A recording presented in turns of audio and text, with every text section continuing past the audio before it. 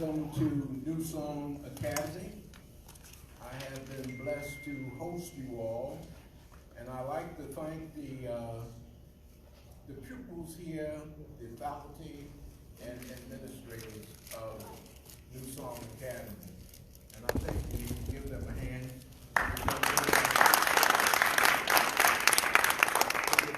They have blessed us to be here this evening.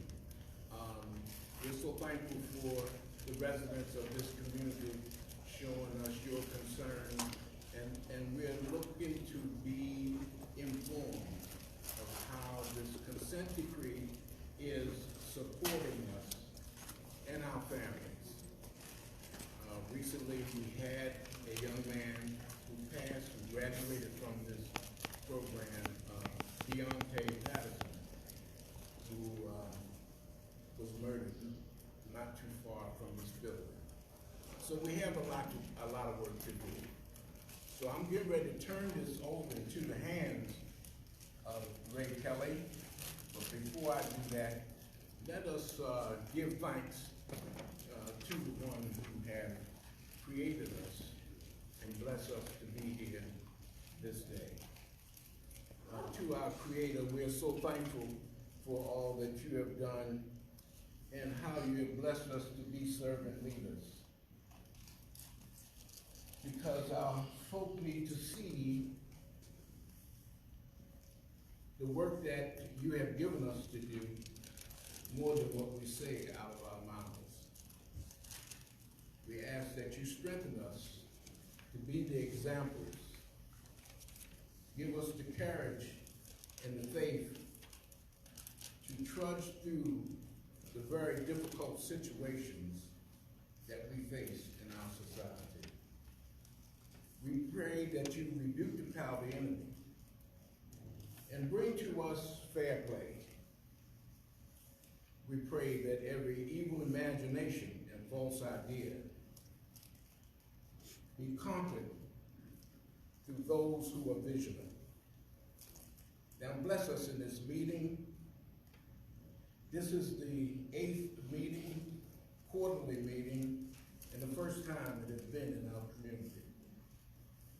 So dear Lord, bless all the officials, everyone here at the sound of my voice. This we ask. Let us all say, amen. Amen.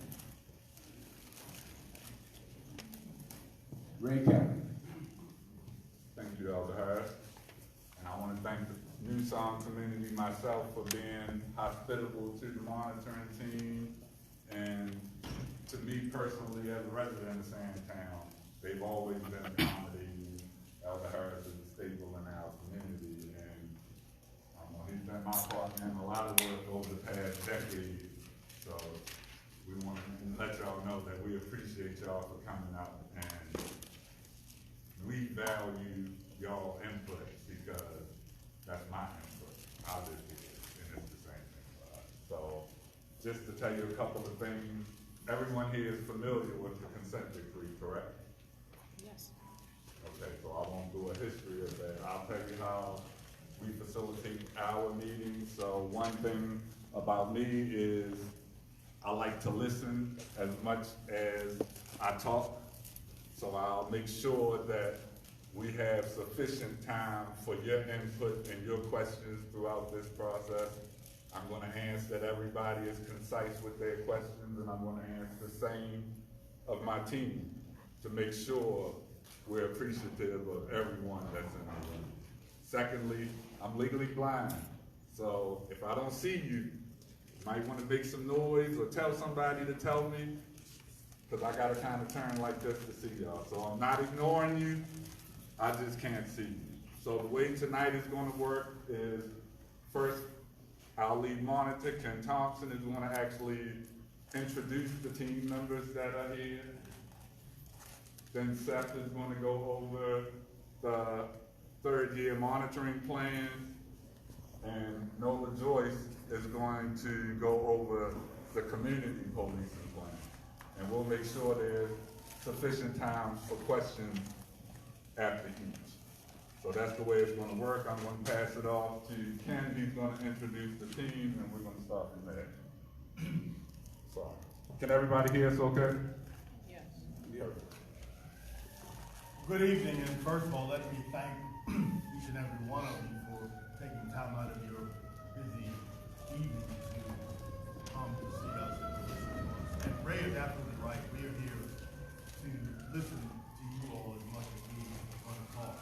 It's just as important, perhaps more important, that we hear your concerns so that we know where we need to be doing as we go down the road. I am very happy tonight that I have a good number of my team members here, and it's probably kind of almost trying to get the right word, but the bottom line is this is the epicenter of Freddie Gray, and I have tonight with me a number of my experts, and so I think it's appropriate that that they be here tonight to assist Seth and Nola and I in answering some of your questions. So let me ask T. Bowman as Deputy Monitor. Stand. In fact, I'll let you guys introduce yourselves. I'm Gabriela Wazaleski. I'm T. Baldwin, Deputy Monitor. Good evening, Brian Maxey. Good evening, Hassan Aiden, Deputy Monitor. Seth Rosen. Seth Rosenthal, Deputy Monitor. Nola Joyce. We came on the scene basically in 2018. We're moving to our third year. And those of you who remember Freddie Gray, you know how the consent decree came about. I mean, the police department was in really, really bad shape. It was a dysfunctional organization. And we recognized early on that we essentially had to help the department rebuild itself from the ground up. And so the first thing that we helped the department do, along with the Department of Justice, to help them review their policies. And once the policies were done, and some will still be in the works, but most of them have been done by now, the next step was to train the police officers on the new policies. Now, why was all this important? Well, the real reason, the big reason for the consent decree, is we all recognize that in order to address the community's problems, you have to have some relationship of trust between the department and the community. Everyone wants effective policing, but we want effective policing to be done the right way, that is, in a lawful manner. And it makes sense because if you think about it, if the police are going to be able to solve crimes, to protect the neighborhoods that they're working in, they have to have some feedback from the folks in the community. And with Freddie Gray and even in the years before, it was clear that this department had engaged in so much misconduct that very few people had any trust in the department, and so there was no feedback back and forth. The hope is that as we help this department rebuild itself in a constitutional way, that there will be some level of trust built between the community and the department, and we hopefully can have some of these crimes solved that affect all of us. So let me turn this over to Seth, and let him talk a little bit about the third-year monitoring plan and maybe strengthen. You know, I'm gonna hold off on the third-year monitoring plan. I think what we'll do is we'll take a few minutes just to talk about the progress that BPD is making and the challenges they continue to face as we move forward with the consent decree process. Open it up for questions because we really want to get your questions and comments on the progress or lack of progress that you all see. And then we can talk about what to expect in the next year. I'm going to talk very quickly about training because that is I won't say the lion's share, but that has been a focus of the reform effort over the course of the past year and will continue to be a focus of the reform effort in the coming years. Over the past year, as Ken said, BPD started by revising its policies with technical assistance from experts both on our team and with the Department of Justice. And we do have one Department of Justice person here, Earl Saunders, he can raise his hand, but we often work in tandem with folks from the Department of Justice to provide BPD with technical assistance. But once those use of force once those policies in certain areas were completed, BPD started to draft curriculum to train the officers on those policies. The first dedicated consent decree reform training occurred between May beginning of 2019 and the end of October of 2019, and it focused on one of the key areas of the consent decree, which is use of force. So all the officers department-wide, over 2,100 officers have now been trained on new use of force policies, which, as the consent decree requires, emphasize de-escalation first and emphasize the use of force only that is necessary, reasonable, and proportionate to the threat posed. That's really the central focus of the training on use of force. And from our perspective, the use of force training was done quite effectively. In the past, what the police department has done is basically have somebody sit in front of a classroom, kind of like we're sitting in front of now, and just talking to you, right? Which is not a particularly effective way to teach adults, to train adults. What social science has shown is that the best way to teach adults is through hands-on, active, scenario-based learning, right? And so use of force in-service training, which took place over the course of 2 days, focused on the use of scenarios. Both videos from real-life examples that prompted discussions among officers, exercises in the gym with real role players who were dressed up, in pads and stuff like that, so officers could learn to A, de-escalate, and B, if force was needed, to use only force that was necessary, reasonable, and proportional. And C, they've got a machine at BPD called the TI Simulator, which it's sort of like a video game, but you have live people in front of you in videos, and you're forced as an officer to respond to situations that are confronting you on the video. All of those are designed to present officers with situations that they confront in the real world. So they can take what's there in the policies, what they've studied in the policies, and apply it, so that they can develop the muscle memory so that when they're confronted with those types of situations on the street, they can apply it there as well. So the use of force training was completed. In addition, BPD has started to do e-learning or electronic learning for things that need to be delivered quickly and don't require as much scenario-based training. So all the department went through electronic learning or e-learning on responding to complaints or reports of sexual assault, so that all officers now are trained on victim-centered, trauma-informed responses to sexual assault complaints. The Training Academy is doing a lot of work right now to prepare for training that is to begin this year. Training on stop, searches, and arrests. Again, another key area of the consent decree, an area where the Justice Department's investigations found the pattern of practice of constitutional violations. That's probably the central thing that's going to be happening over the course of the next 4 or 5 months. In addition, all BPD officers are going to undergo training on behavioral health awareness and crisis intervention, so that when they encounter people who are dealing with substance abuse issues or have are in behavioral crisis, they know how to respond, they know how to de-escalate, they know how to divert these folks, not outside the criminal justice system, to community-based alternatives, those types of things. So that's all going to be happening in the course of the next 6 months. Happy to take any questions that you all have on training, but I'm going to turn it over to Nola first. One more thing about training that is really important. Yeah, we can take questions now. One more thing about training that I'll say is the Training Academy for a long, long time has been at a rundown, decrepit, old school in Park Heights in Northwest. I'm sorry, in Pimlico. Yeah, in Pimlico, I'm sorry. It's been there for a long time. It is not an attractive front door to an organization that is a professional policing organization. To its credit, BPD has now entered into a contract with the University of Baltimore, and it's in the process of transitioning its training facilities from that decrepit facility in Northwest to University of Baltimore's campus downtown, and they're going to be incorporating state-of-the-art facilities down there.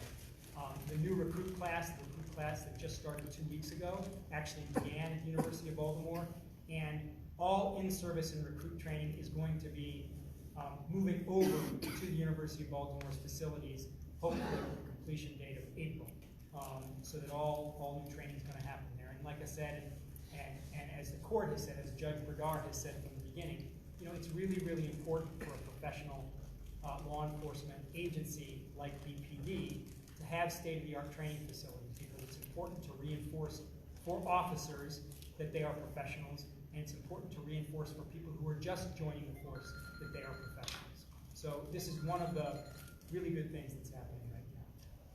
So, questions on training? Is it stated, In the back. state of the art 2020 this year? Yes, I mean, yeah, this year. correct. All right. Yeah, so. Back. Hi, my name is Hope Crosby Colvin. I am a lifetime resident of Sandtown. I'm also the PTA president. My team is here as well.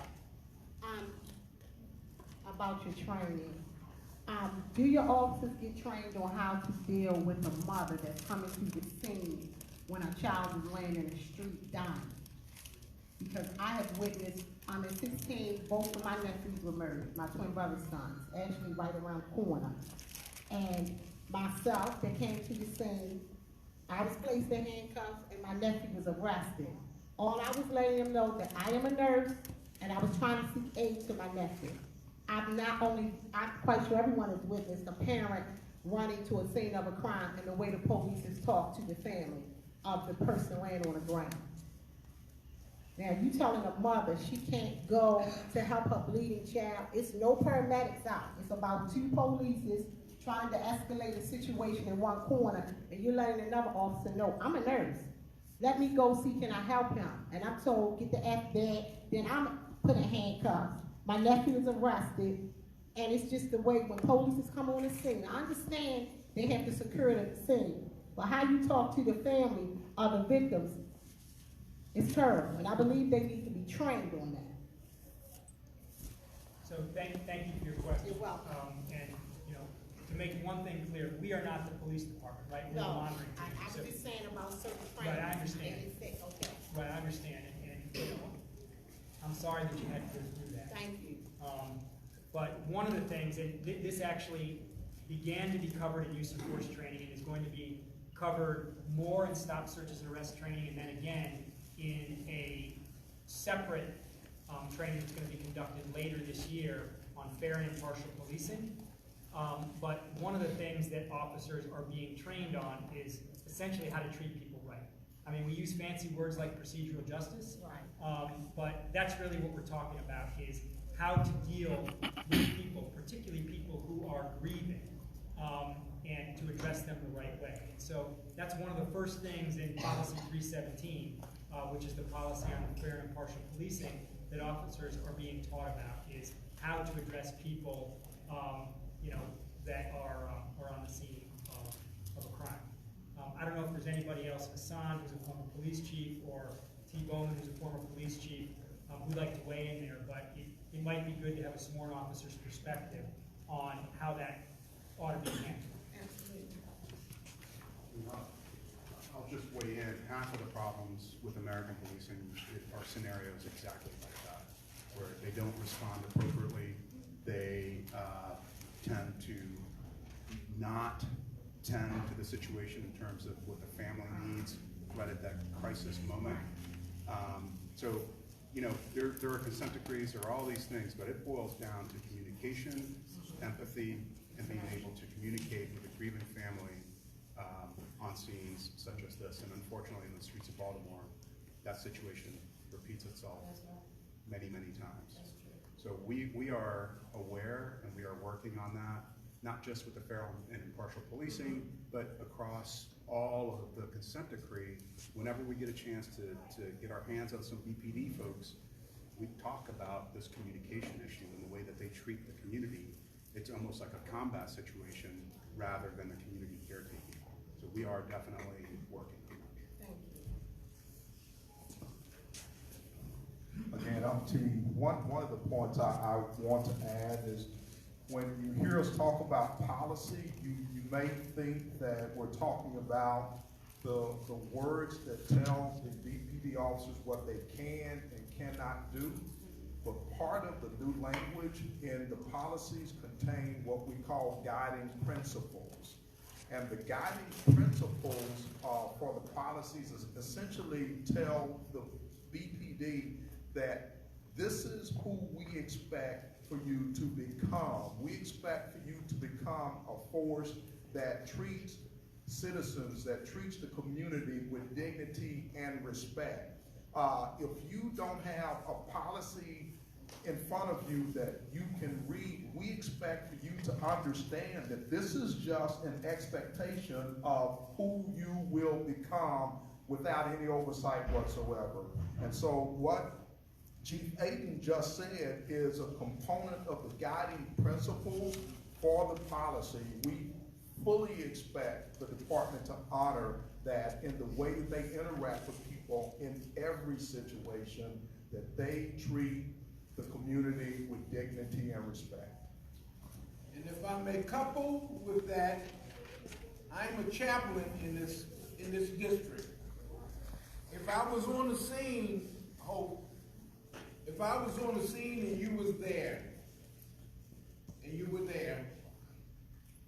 I would have pulled you with me. And they will allow me to do that because they know that I know you.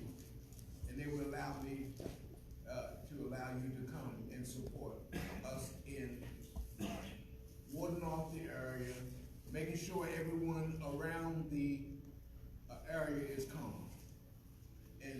And so, if there's more information that could support the chaplain in the different districts, that the consent decree monitoring group can do in support of us doing that job, especially in those critical moments, it would certainly be helpful to us. Thank you. Thank you, everybody, and thank you, Hope, for that Next question. question. Didn't I see a question? I'm gonna take one more question before we move on. Huh? That's it. Here we go. Hey, Rosita, be concise. Yes, sir. Hi, my name is Rosita Martin, and I serve as the principal for now International Campaign Accountability and Justice and the Medical Abuse and Foster Care Corruption. I've had for decades a problem with getting support from law enforcement against the people operating this illegal foster care system in Maryland, basically throughout the United States. I've contacted Martin O'Malley, Larry Hogan, all of the police commissioners to no avail. I've had several detectives, and no one has responded to me appropriately. What happened to us is a travesty. My daughter was assaulted. My grandchildren were taken to CPS by the police. They were illegally processed into foster care. My grandson was medically tortured to death, 8 years. My granddaughter sits now after 13 years of forced adoption. And nobody has helped us to get justice for what they did. So I'm asking, how were the police able to just take children with no evidence of abuse nor neglect? And what can we do to stop this from happening? I hear you, sir. Thank you, Ms. Martin. Yes. Anybody want to tackle that?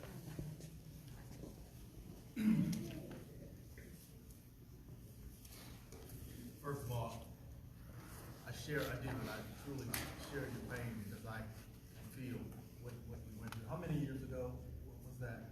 It started for my daughter in 1980 when they deprived her brain of oxygen. And then when my grandchildren were born, it was 2006. Okay. So basically 39 years of abuse. What we're trying to do as the ombudsman for this consent decree, which is in place now, is to make sure things like that don't happen in the future. And I wish that was something I could say to you. I mean, I'm an attorney, and I would tell you, as an attorney, would tell you to find a lawyer, and that's really the best way to go after people who have done a wrong to you. But what I'm saying to you tonight is one of the reasons why we're here, and one of the reasons why the consent decree is around, is to make certain that as we go forward with the police department, that people don't suffer what you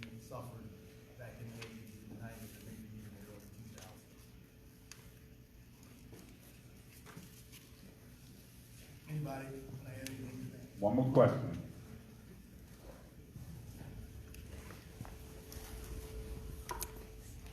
Hi, I'm Jillian Aldebaran. I live in the Southeastern District, and I wanted to know, this use of force training sounds great, but what happens afterwards? I mean, it's just the use of force training, so, is there some provision for supervisors to be giving feedback, regular debriefings after an incident, something like that? I mean, I think it's especially the case for officers who have been on the job for a really long time. It's different from new recruits, but learning to react differently and make different tactical decisions is, it's not just a 2-day course. Great question. So there's a multifaceted answer to that question. First answer is that the consent decree requires ongoing training about these use of force principles, 4 hours every year. And so, with the fair and impartial policing training that is going to be developed and delivered late this year, it's going to include at least a 4-hour block that is refresher training on use of force. But I think your question was more about how are you going to measure, how are you actually going to monitor what's happening and whether the training is taking hold on the streets. The consent decree has several provisions that apply both to the BPD itself and to the monitoring team. So there are provisions that apply to the police department itself so that it begins to monitor and its supervisors begin to monitor on a regular and ongoing basis both the number of force incidents and the types of force incidents that are used, whether there is an increase or a decrease in more serious use of force incidents is something that they'll be looking at. And they'll also be taking a look at how officers are actually reporting use of force, because obviously without accurate reporting on use of force, you can't really tell what's going on. And so there's a whole audit function built into the consent decree for BPD to conduct its own audits. Again, looking at reports, looking at body-worn camera footage, and the like, okay? And that's one thing that's going on under the consent decree. BPD engaging in its own self-analysis, because when we're gone, when the monitoring team is gone, that's what BP is going to have to do on its own, right? It needs to develop the muscle memory about how to evaluate whether it as a department is using force appropriately. The second thing that has to happen, or it's happening simultaneously, is we as a monitoring team are required to assess whether that use of force training is actually making an impact. We are about to embark on our very first comprehensive qualitative review of use of force incidents, looking at use of force incidents probably from the calendar year of 2019, though we're still working out the methodology. But that comprehensive use of force review by the monitoring team will begin shortly, and hopefully we'll wrap up sometime mid-year. And my guess is we'll probably be producing a report on that qualitative review in the fall. Now that's going to be our first comprehensive qualitative review of use of force. It will essentially establish a baseline against which to measure BPD's performance in the future. And so when we do compliance reviews going forward, we'll be able to determine whether improvements are being made or not. And obviously, until BPD is able to demonstrate what's called substantial and effective compliance with the use of force provisions of the consent decree, they're not going to be able to come into compliance. And so there are those monitoring mechanisms that are set up under the consent decree. Again, both self-assessment mechanisms that BPD is going to be pursuing and which we're going to be overseeing, and then assessments that we have to be undertaking ourselves. Sam's got something to add. Just very briefly, you mentioned something that's very, very sophisticated in policing and doesn't happen very often. Last week, I spent the week with Chief Moore at LAPD and in training with LAPD around some of the force updates to their training, which is actually very, very good. And one of the things that they talked about was exactly what you mentioned, which is, when there's a severe use of force, an officer gets involved in a shooting or there's serious injury in another type of use of force, that causes a debrief of, looking at tactics, looking at, other things that could have done. that could have been done, de-escalation, was that effective, all of those things. But on the lesser use of forces, that almost never happens in most police departments. LAPD is setting a standard now where supervisors roll on the scene of even a minor use of force, and they do a debrief on scene with their officers to see what they could do better next time. It sounds like such a simple thing, but again, it is very sophisticated. It is very rare to see it happen. But we are going to try to push the BPD to also do that, because I think that's where you start to get a different kind of officer, a different kind of supervisor, that, you know, officers are going to be more accountable if they know, even on this lower level use of force, somebody's coming around and we're going to look at what I did to contribute to this, and that will ultimately reduce the levels. Not all of it, but it will reduce the levels. So your question had two parts. I want to make sure we get that second part of the debrief on the street with the supervisor, not part of a formal action.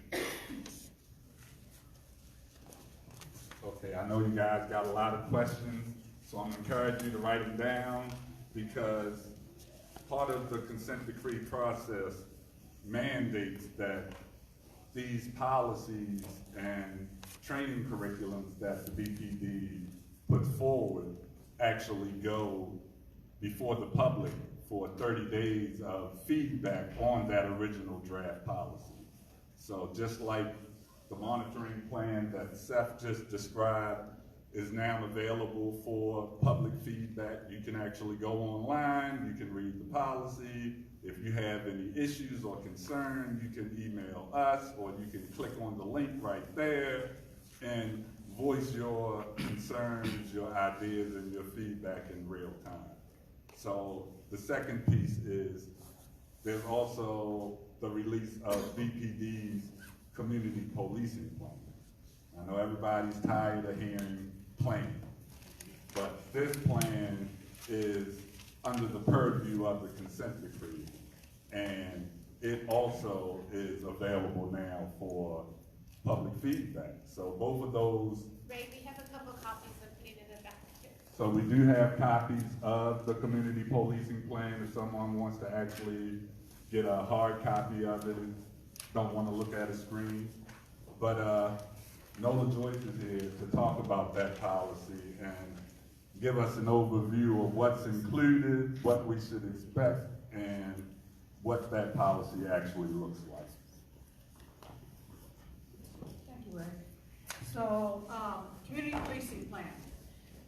As Tia said, in reference to policy, you know, this is in terms of what BPD intends to do when it comes to interacting with the community around crime and disorder, all right? So they've identified several activities, and I'm just going to do a very high level here. But for example, one activity they intend to accomplish is to increase the frequency of positive engagement and interaction between their police officers and residents and business, local business owners. Both informally, so that means just got a minute, get out of the car and go talk to people. And more formally, it could be in meetings, for example, or it could be in other organized situations. Another area in which they intend to focus activities is what we call problem-oriented policing or problem solving. And so a lot of crime and disorder, you know, the police tend to use the big hammer of arrest. But the truth is, as everyone in this room knows, is that arrest is not the answer to a lot of the problems, because there's underlying causes. It could be, you know, if we took care of the burnt out street light, if we took care of the traffic circulation and traffic signs, if we address the business that may be contributing to crime and disorder, not only do we solve that particular issue, but in general, it makes life living a little better and easier in the neighborhood. So they're going to focus a lot on that kind of an approach. And then the other area that they intend to do is what they call micro-policing plans. Very simply, what that means is that in a neighborhood such as this, there are blocks, and blocks differ. And I know when somebody asks me where I live, I don't say I live, in a particular neighborhood, I say I live in this block. So a micro-policing plan is really taking the orientation that working with people who live on those blocks, who work on those blocks, and the officers who are dedicated to those blocks are the ones that need to sit down and decide what can be done, what should be done, and who's going to do it. The whole intent of the community policing plan is to increase trust between the community and police. Big job, but they see that as one that has to get done.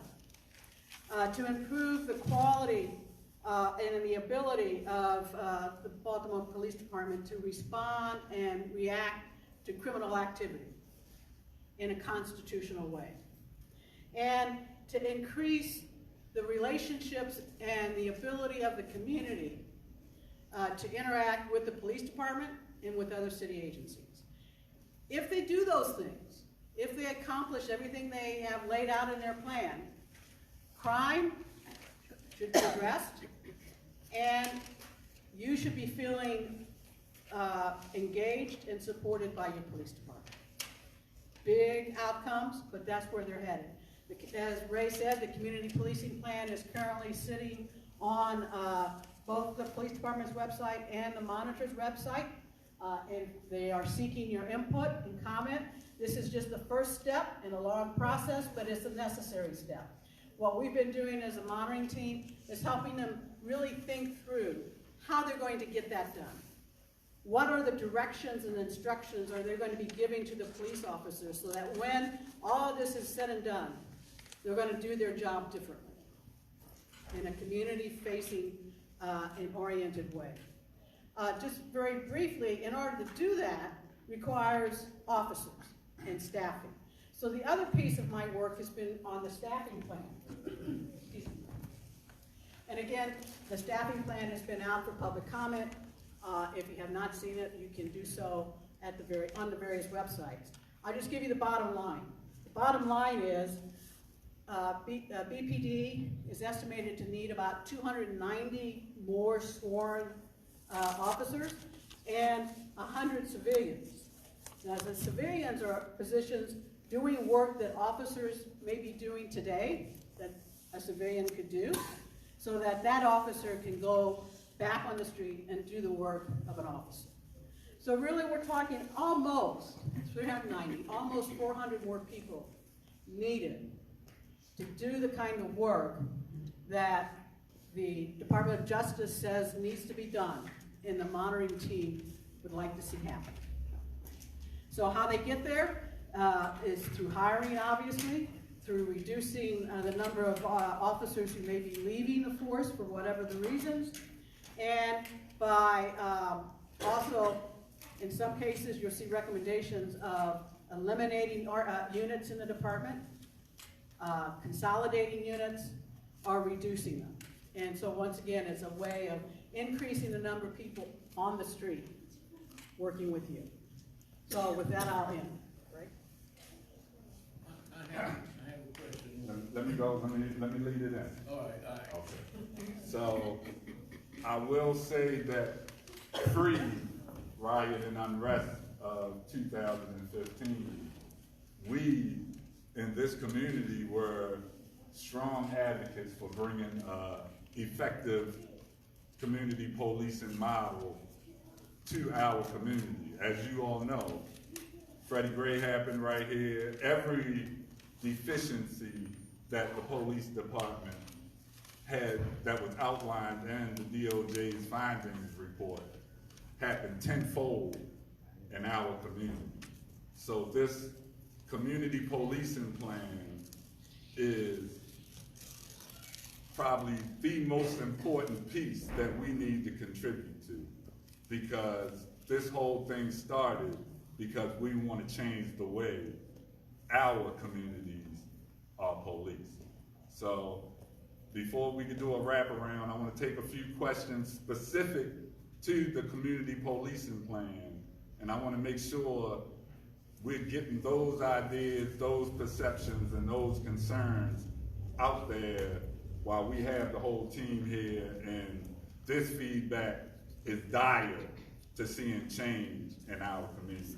So I'm gonna start with you, Alder Harris, and I'm gonna ask you to be concise.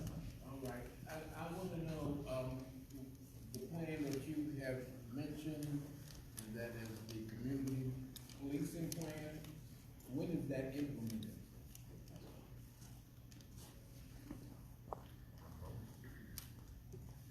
So I believe, according to the dates right now, the final is first quarter, the end of the first quarter of this year, so around March, I believe. And then from there, it's a matter of developing the procedures and the training to get it going. So we're still talking about, I would say, a good year away, to be honest with you. And how are they held accountable? Once you do it?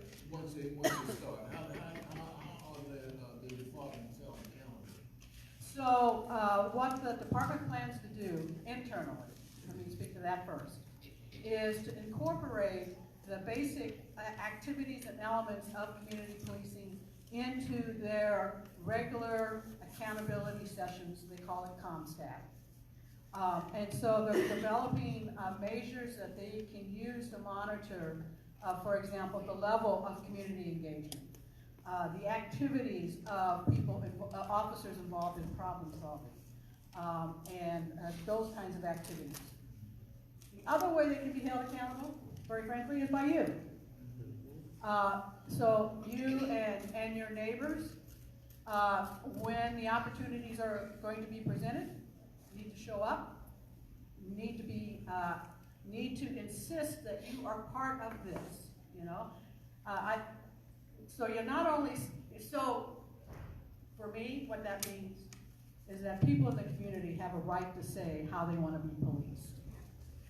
And that right is expressed in a lot of ways. One way it can be expressed effectively, I think, is by getting down and working with the police officer who is working in your community and helping that officer do what needs to get done to make your neighborhood, your street, safer in the ways in which you want that to get done. It also is about shared goal setting. So you'll be able to meet with your officers. You'll be able to meet with your officers who are tasked to helping you with this, set goals, and then regularly meet with one another to hold each other accountable. For the community, that might mean that we all agree that we're going to turn on our lights more frequently between a certain period of time on the front porch. For the police, it might mean that they're doing more walking patrols during certain periods. But those accountability measures will be something that you'll come together and say, did we do our part? Did you do your part? And where do we need to continue to improve? So it's regular dialogue as well. But again, we're a bit out from that. At first, we want police officers right now in the BPD to all feel like they have a role in community policing. Today, there's somebody who's called a community policing officer. If community police needs to happen, they're walkie-talking over and a kick in the butt happens when they step on the scene. Everybody who's in the Baltimore Police Department should be a community policing officer, and so this plan will get them there. Okay, so once again, I mean, this is our community. We're actually the start of change in Baltimore City with this community policing plan started with us. So we want to make sure that our input is getting heard. Good evening, everyone. My name is Rhonda Watis. I'm with the Citizens Review Board for Children. And the question I have is regarding the staffing plan. When you talked about the current needs. So what realistically is the outcome or what your outlook is for actually hiring these 290 sworn officers? And then what time frame are you looking at to do that? Anybody want to take that? Get you your exercise, right? Hey, this is what I do. Everybody, most of the people in this room know I don't drive. I walk everywhere. 1217. That's right. Well, thank you for that question, because that's a very good one. So, let me just say if, and that's a big word, right? If the police department is able to have 5 academy classes a year, and if they can reduce attrition from 9%, that attrition is people who are leaving the department, from 9% to 7%, they can get to their target within 2 years, right, if my math is correct. No, you're right. That's just through hiring. That's not. Yeah. The other way that they will get there is through the reassignment. So, for example, if they indeed reduce a unit or eliminate a unit, those officers who are working in that unit would be reassigned to patrol. The other way is civilianization. As they are able to hire civilians to replace sworn officers doing work inside the building, you know, could be doing who knows what kind of work. Those sworn officers could be reassigned back to patrol and on the street. So a lot of big ifs. All of that's going to take time. So I would hope, and I think we all hope, that we can start seeing some real movement this year, but very real progress by this time next year. Yeah. So are you, is your outlook on it, are you moving, do you see movement in that direction of the things that you have listed? Is it something that's tangible that you see, or is it more of, because you kept saying if, Yeah. so is it more tangible, or is it more, this is what we see and we can make this prediction because we've done this and we see this level of movement? Yeah. So thanks for keeping me honest. And the answer is there has been some movement, there has been some progress. Attrition is slowing down.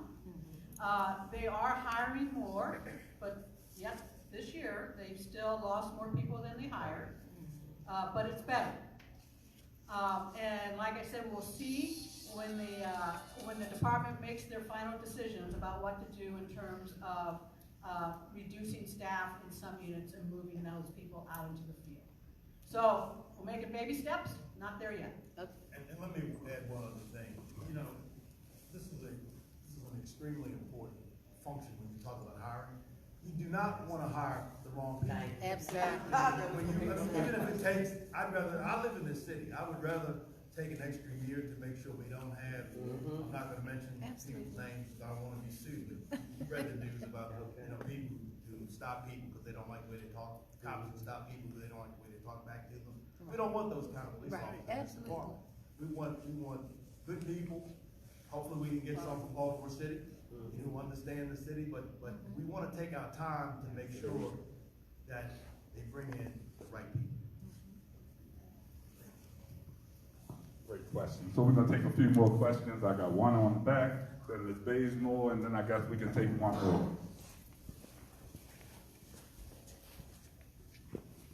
Good evening. I'm James Norman. I work with 46th District.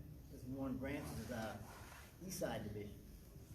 And in my travels to other cities, I noticed a lot of police officers, they conduct themselves with recreational programs where they have tournaments in basketball.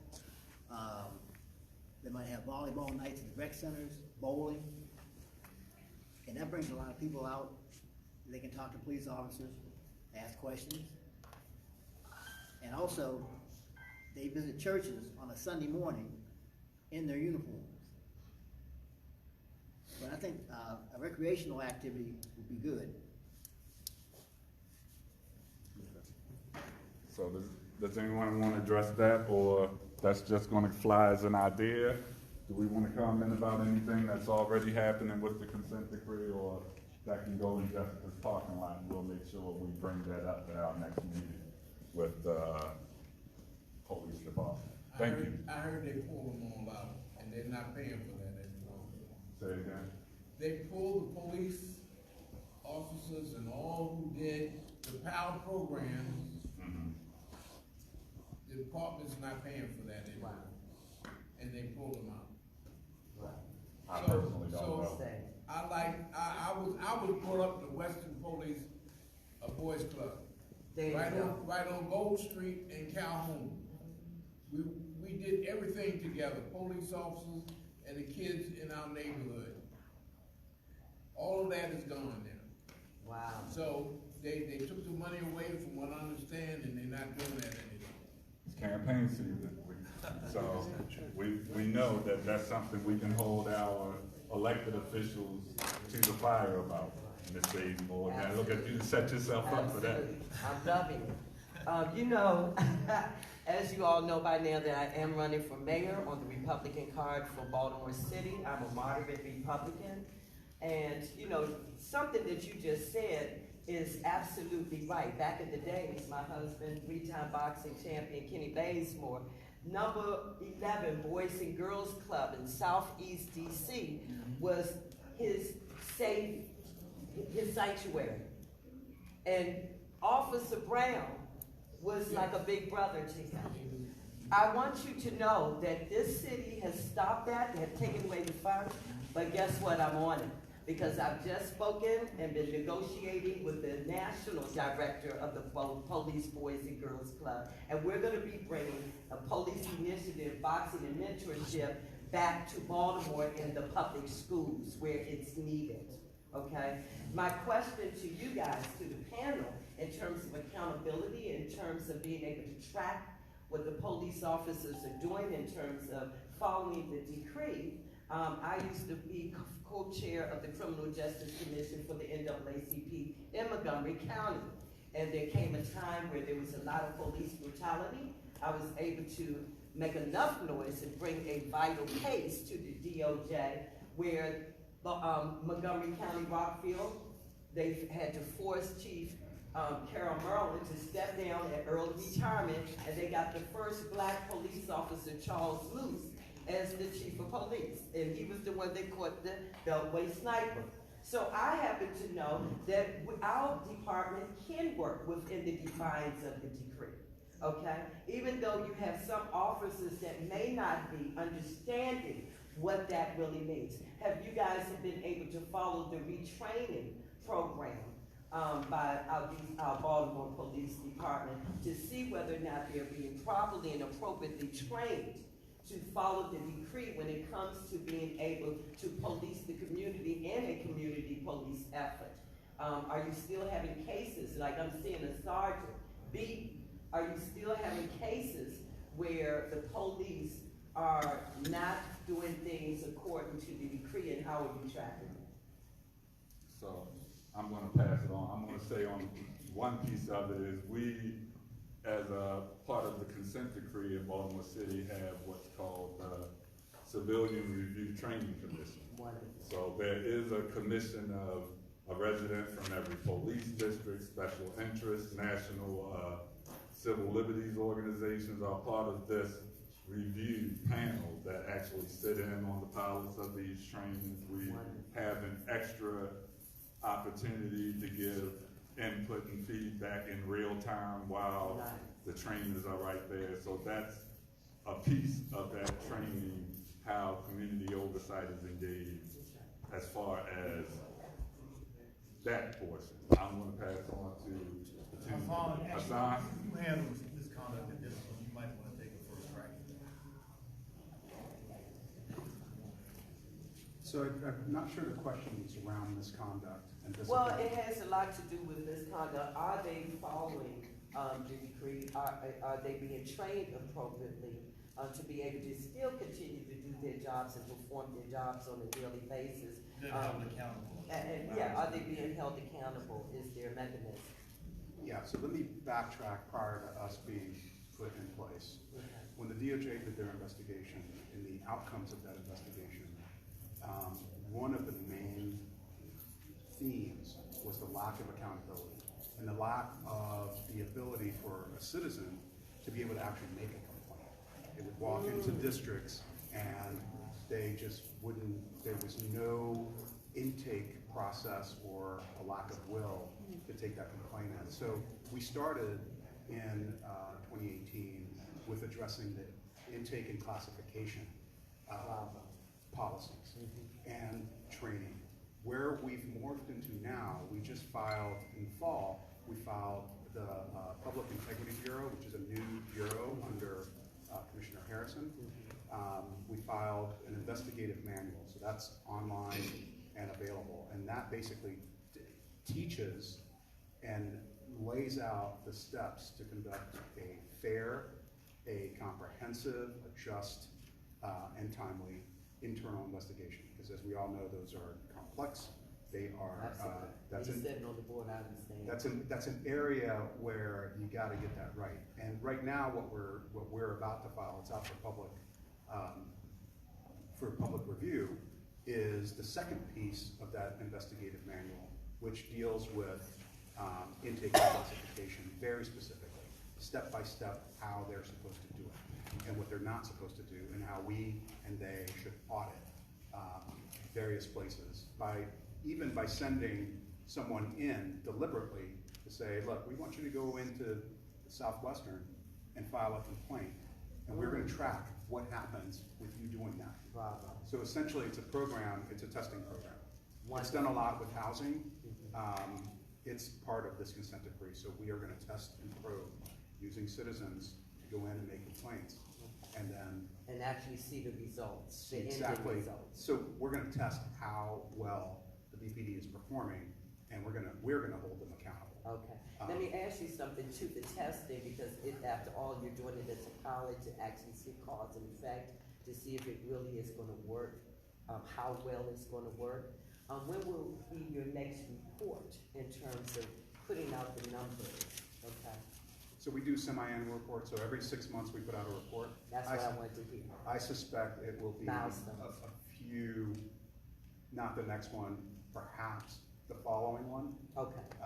When you do these testing things, we've learned from the housing area that you have to be very careful when you test like that. So we got to get the protocols just right, and then I'm really anxious to start doing that. Okay. But we want to get a little time and distance between how they're trained and give them time, gather some data, and then start the program. Okay. What is your name again for our viewing audience? What is your I'm name? Hassan Aden. I'm a retired chief of police. Okay. And I work on a couple, I'm the lead monitor in Cleveland, consent decree. So I've got some experience in this work, and I've seen other decrees. Thanks for lending out your expertise. I know what happens when a PTA president doesn't get to ask for questions.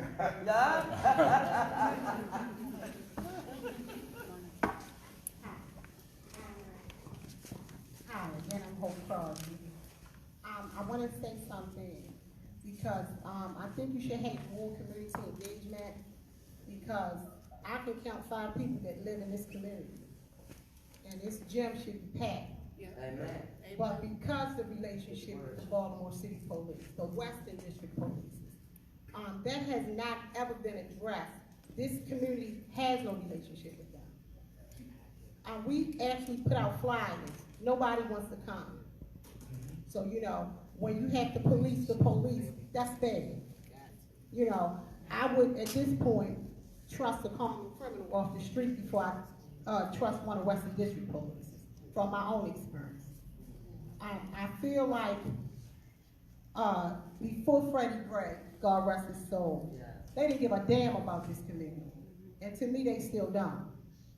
Freddie Gray name brought a lot of funding into this community, but I haven't seen really one thing besides Freddie Gray be put on a mural, and I happen to know him all of his life. But it didn't benefit us.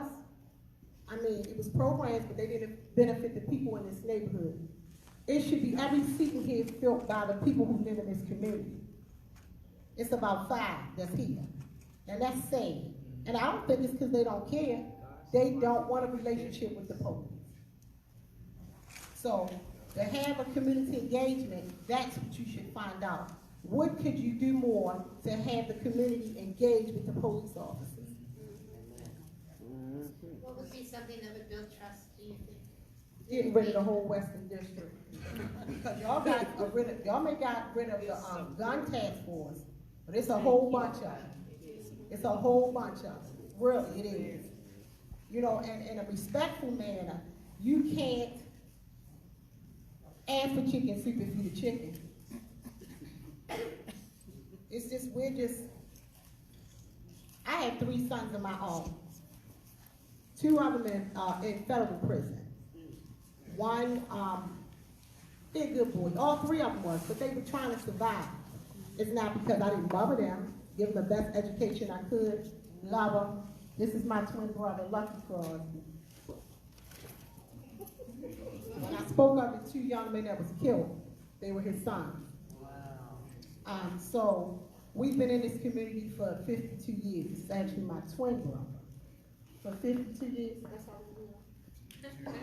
52. So please, don't judge me by him, please. But we're active community people. We're willing to work, but the truth is the truth. You're going to have to do a lot of rebuilding with the community and the police officers. Really, you are. You know, I'm not saying every police is bad, because we just had a nephew graduate from academy last month. I got a niece that's an MTA police. So I know when they take their uniforms off, they're human too. But you got a lot of bad apples. So the community is going to act towards that. Am I correct? Living in the community. You know. I have one question for the board, and I'm hoping, where's the narrator? Oh, sorry. My question is, during the Freddie Gray, there was $2.5 million that was given to Baltimore City by DOJ. And that money was supposed to be used in this specific community. And it was also given by the city a building for a community rec center in his honor, in his name. And I was so hurt because my husband in 2017 actually tried to go to Empowerment Temple, who actually brought together some more money to renovate that particular building. But then to my surprise, they were trying to sell the building. So when you have community, not just even the police officers, my love, but when you have communities such as faith-based, and you have organizations, they get this money, they get this funding from DOJ to really make a difference in that community. And that money is not spent where it needs to be spent for the community, then that's another part of the distrust. So are you guys monitoring also the funding that was specifically used, okay? Not even the police department got another $5 million to put on the ground to help in youth, to try to curb down the violence, and by the senator, Maryland State Senator. And already $400,000 is gone because they just put out there 4.6 million, not the 5 million. So we have to hold our officials, I think, in coordination with you guys accountable, because this is a twofold process. We have got to get money on the grounds in these deprived communities in order to rebuild their trust, but not only rebuild their trust, but to take some of these young people and put them in a positive situation, put them in positive programs, and then they can begin to trust even the city officials again. And with what you guys are doing, I agree with you 100%, and you for being honest with community. Because in DC, when we did that massive hiring in the 90s on the war on drugs, they hired 500 police officers in 1 year. Then come to find out you had so many corrupt police officers because they expanded through that process and found that they had to end up. Let's give them a chance to respond. Well, there's not much of a response. Thank you. Yeah, the question is, are y'all gonna work hand in hand with that money? I know. I assume you're running for mayor for a good reason, and that is because that money was probably sent to the city. You know, that's not part of BPD. Maybe BPD may have gotten a chunk of it. That's not something that we do under the consent decree. Our job is to make sure that the department complies with the consent decree. And that's But I want y'all to be a voice too. Oh, no, I I want y'all understand. to be a voice. You know, but I try to be, I try to be straight up with you. Yeah. And things that we have no control over, I'm not gonna sit here and tell you that. And you're right, that's why I'm right. Okay. We have some more questions So we got two more questions over here, Dr. Leaf and the young man right here. And then we'll see where we are with time, and then we'll just open it up for public discussion. Phil Leaf, I live in the Northern District. I think seeing some, people who live in the community have, really good understanding of what's going on.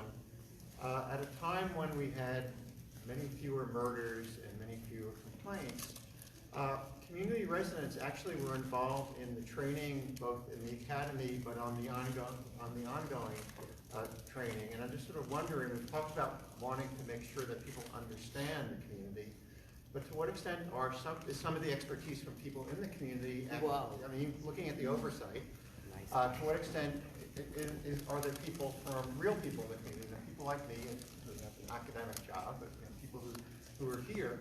Because I think there's a history, and one of the people that developed that, lieutenant at the time, went on to be police commissioner for Indianapolis. So there are also some people who have some seniority experiences doing these kind of things. I just sort of wonder in terms of the oversight, making sure there's not just involvement and after the reports come out, and obviously there are people who are also very much involved in this, but supporting the effort so that more community people can be both involved in developing but actually participating in the training.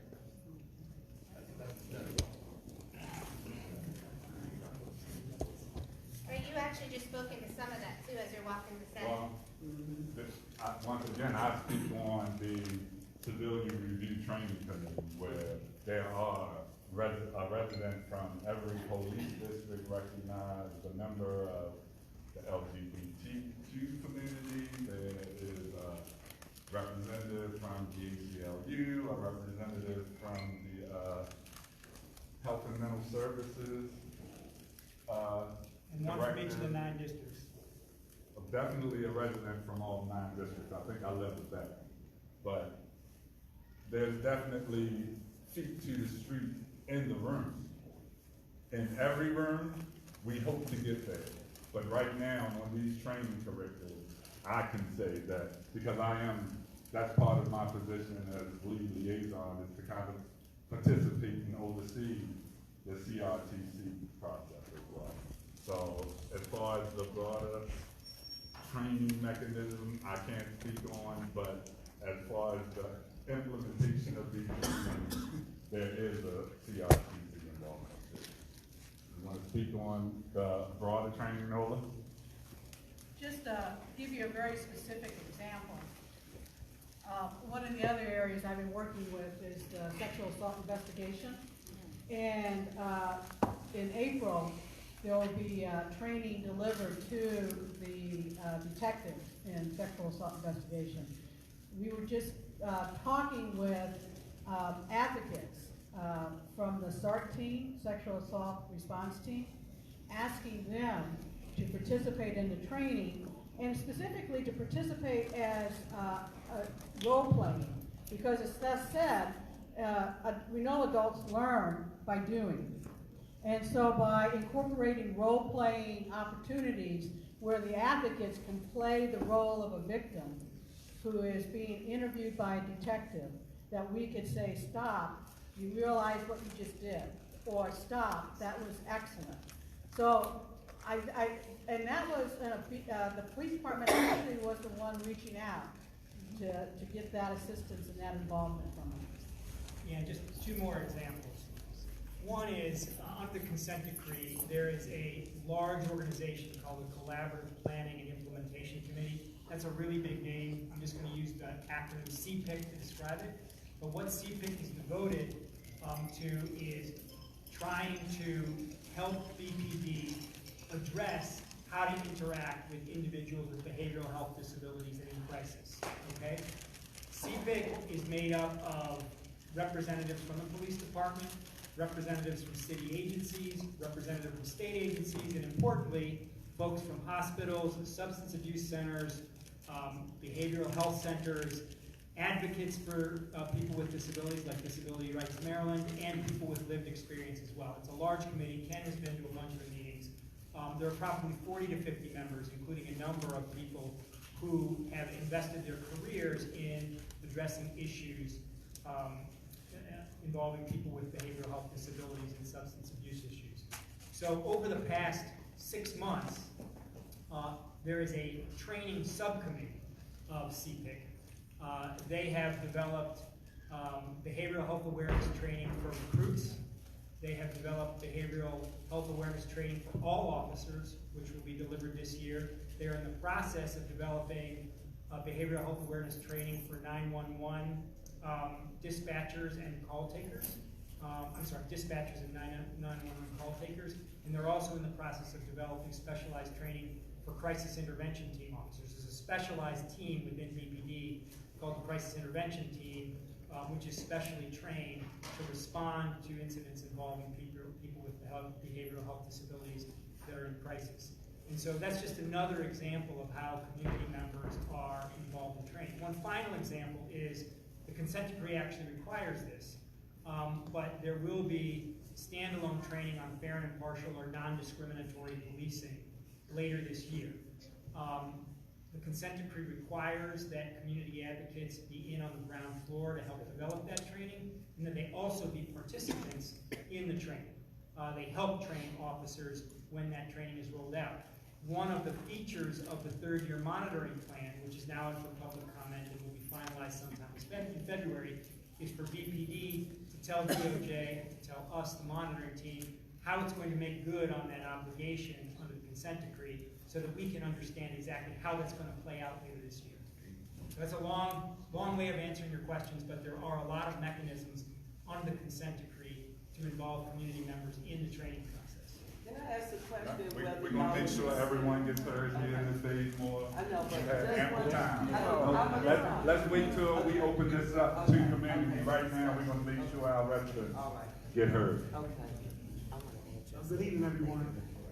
First of all, to the gentleman on the end, I want to make an update on information about the PAL centers. I'm mentoring 2 young brothers right now, and one of them goes to Rosemont Elementary Middle, and a group, like 3 police pick him up, a group of kids from his school, from the school down in Baltimore and McHenry. It's like 3 schools they pick up a couple times a week, and they do take them out. That's going on right now. Yeah. They said police run. That's what it's called, the Bridge program. So there are police in the schools, like after schools, doing things for some of our kids. And the great grandmother who's raising these 2 boys, she loves it, and the young boys, they like it too. So that is going on. Number 2, I got a couple questions. What's the legal constitutional procedure that a police can, or to even approach somebody? Because right now, what I see, hardly no one's being approached. I'm serious. And we are, well, if you want to admit it or not, we're living in a lawless society. I'm in my 50s, lawless city, excuse me. I'm in my 50s. I ain't never seen a time where I've met so many people. I'm talking about regular folks, men, women that work, have little businesses trying to make it. They're carrying guns. Nobody wants to be jumped.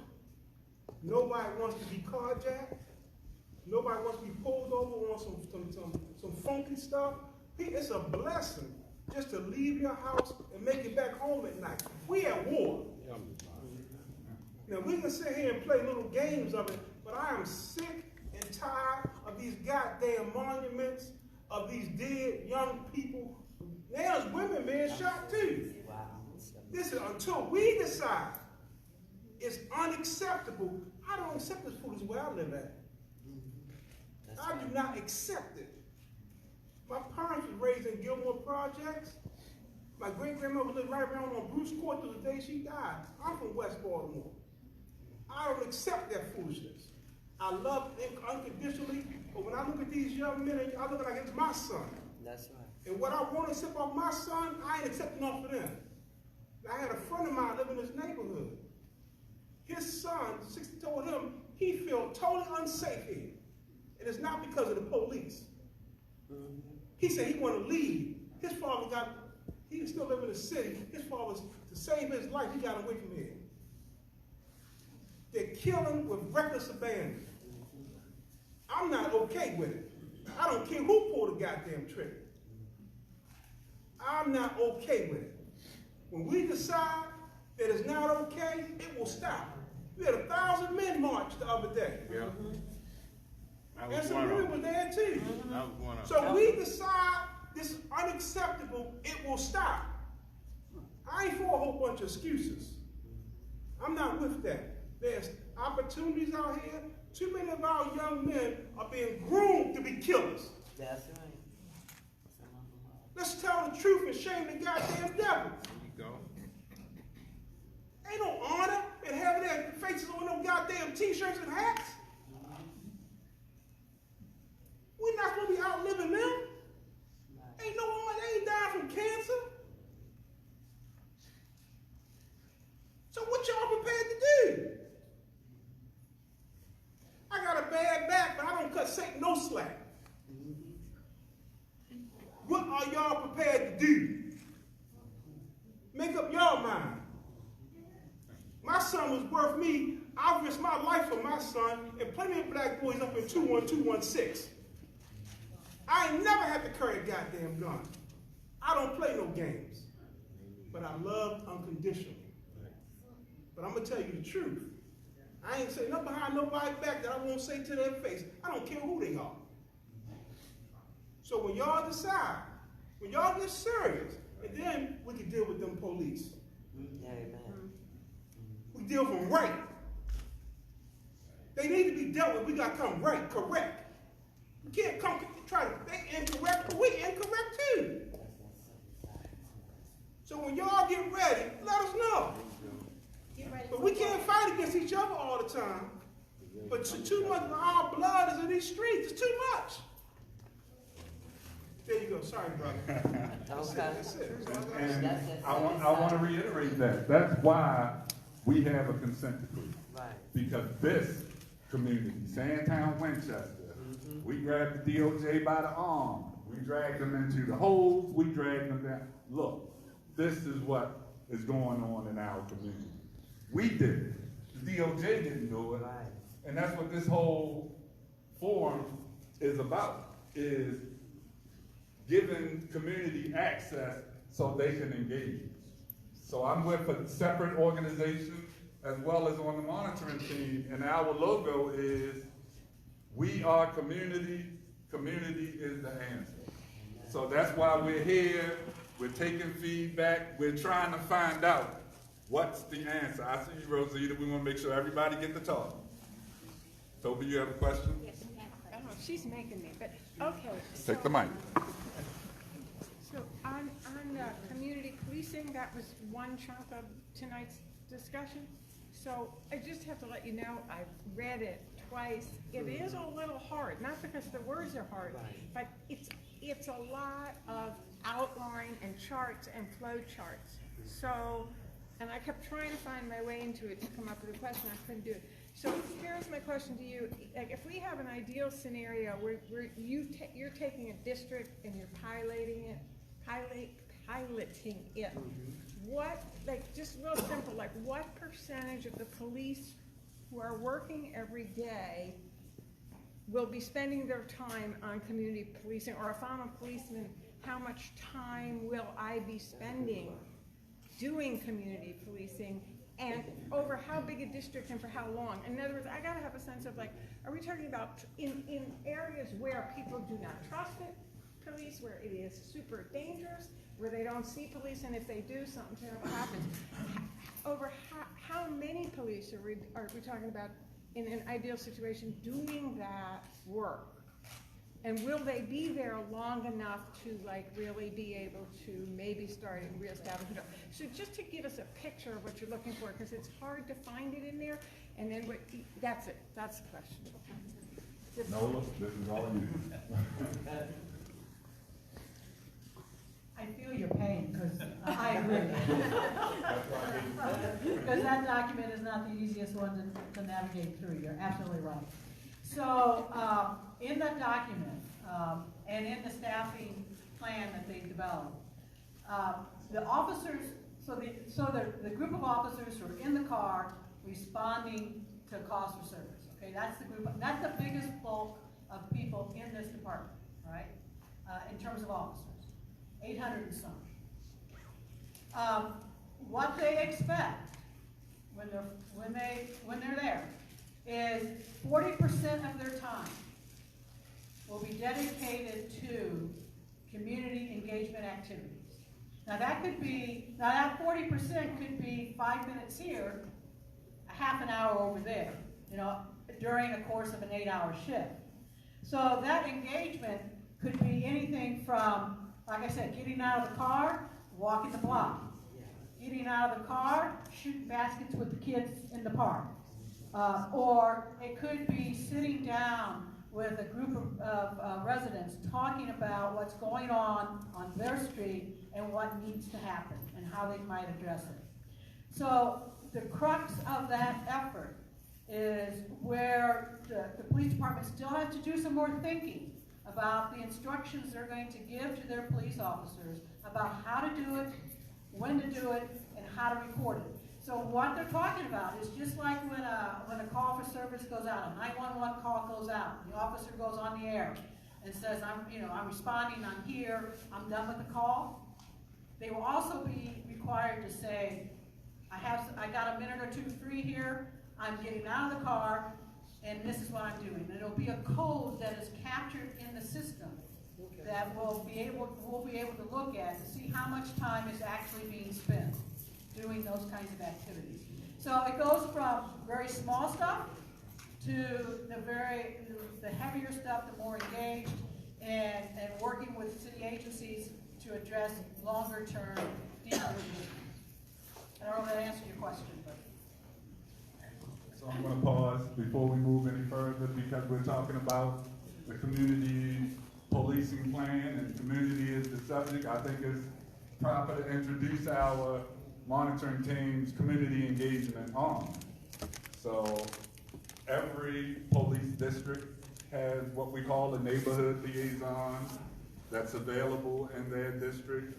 They're in a certain spot every week where they table, they're accessible through email or phone calls.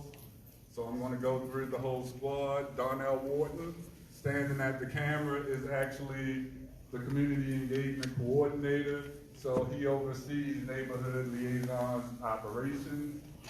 We have Wanda Watt. She's the Central District community liaison. Magdalena Sangas is, I'm gonna be wrong, but I'm gonna say Eastern. Southeast. And Kenzie Jackson is, what's your district? Northeast district. And I don't know where Cassie went. Cassie is actually the Western District neighborhood liaison. And I know you can find her every Thursday right around the corner at St. Gregory. Oh, there's Miss Melva. Miss Melva is the Southern District neighborhood liaison.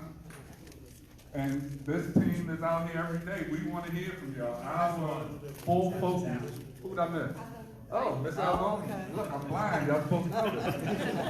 Alvonia Allen is Southwest District neighborhood liaison. And their job is to listen to you.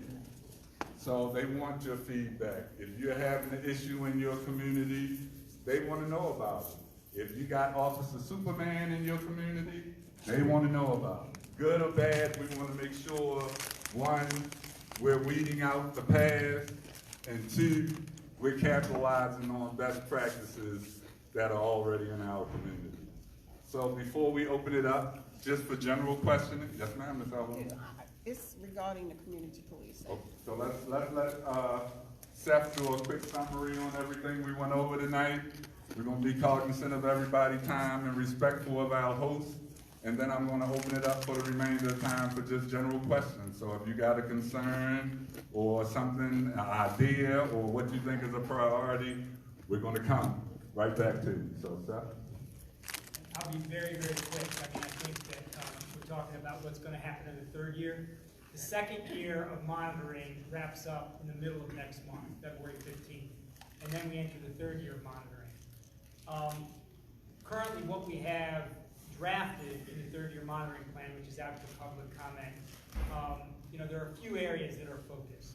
Probably the big area, again, is training. I've already talked about that. There are a whole bunch of areas that the Training Academy is going to roll out for training next year.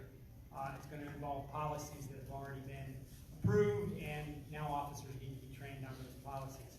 You know, other things that are going on, I think there have been some questions about, you know, okay, well, how do we actually measure whether the training is taking hold, whether BPD is actually doing what it's supposed to do under the consent decree? There are several areas where BPD itself is going to engage in self-assessments, and then we, the monitoring team, are also going to be conducting our own assessments of BPD's performance in those areas. And then, you know, two other things that Nola's already talked about are staffing and community policing. You know, community policing plan will be finalized this year. Then they'll begin to be expected, BPD will be expected to begin to implement it, starting with training officers on community policing.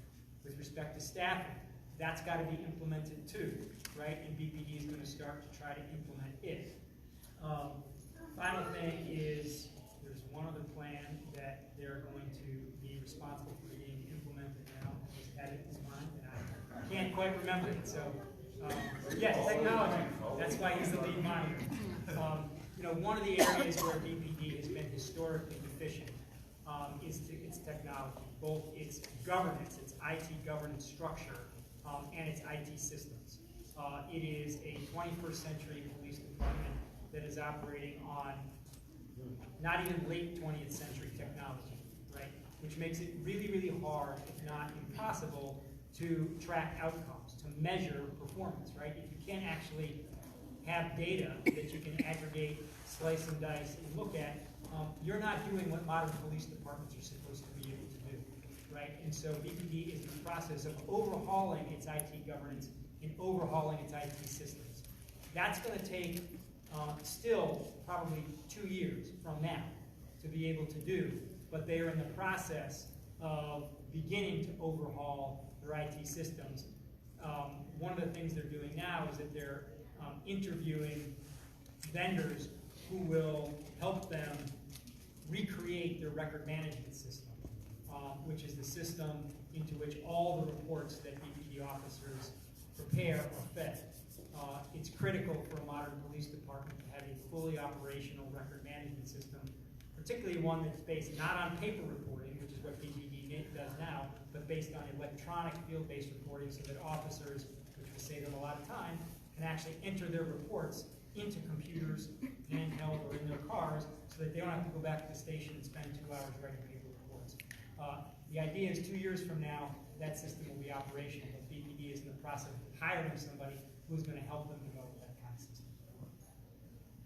Thank you. So we got 2 more questions. We're going to take 2 more questions before we kind of close it out, but the team is here. So there's a reason why so many team members are here today, and it's because we spent all afternoon in a meeting trying to hash out exactly what you guys pointed out to us today.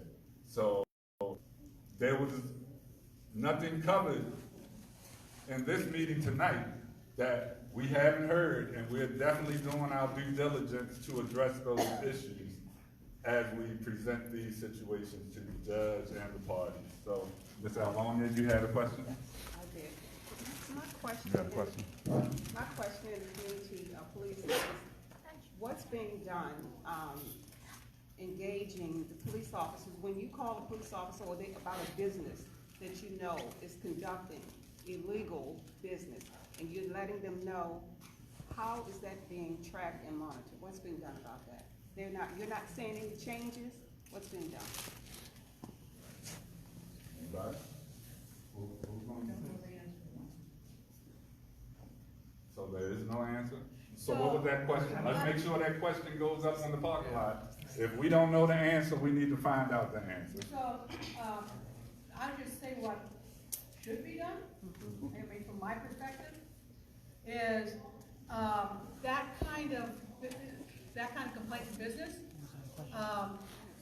that district commander or that lieutenant or that sergeant in that district should be able to pick up a phone or email the appropriate city agency, to have that city agency become involved in the issue, because that's not an issue that police, I mean, the police can do something about it, but really that is, if I'm understanding the point, that's a nuisance business. And so there's other mechanisms besides just the police to address, and probably more effectively, to be honest, to address that kind of issue. And so when we talk about community policing, it's just not the police and the community, but it's gotta be the police, the city, and the community. So do you suggest that I contact my council person? I would, if I was you, yes, that's what I would do. I had 2 stores closed because of illegal activity, them selling synthetic marijuana under the counters, and on Greenmont and 26th Street. And the way I did that is I called 311 non-police emergency. And I spoke to a commander at that unit.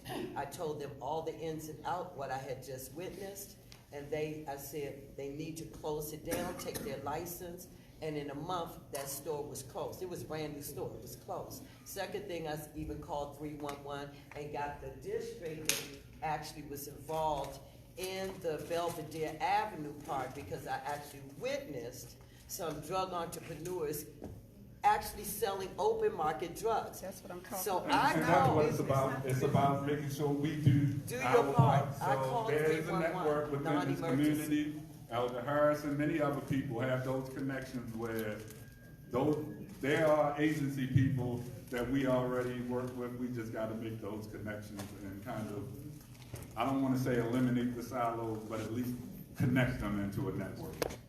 One more question. So I had a quick question as far as staffing.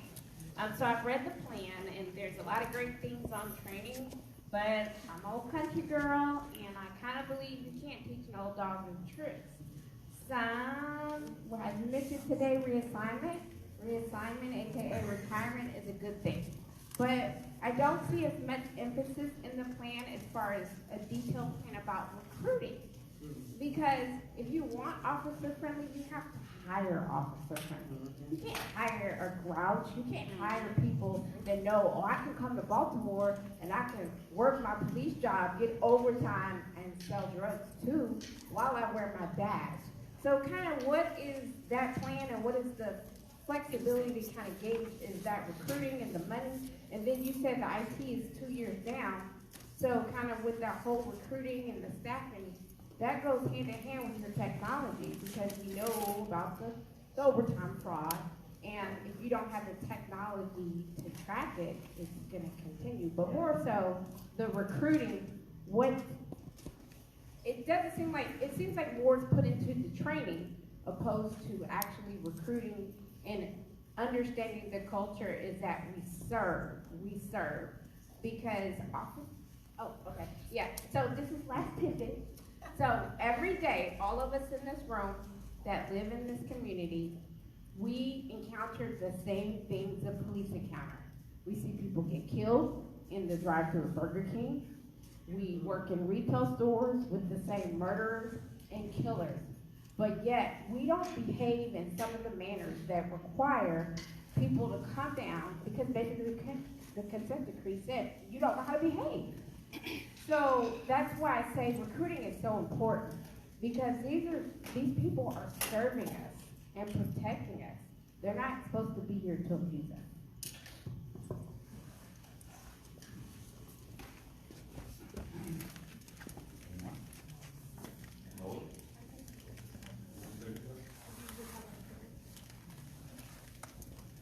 Absolutely right. So it's recruiting the right people, it's retaining the right people who are doing the work right, and it's training them to do the work right. It's all of that.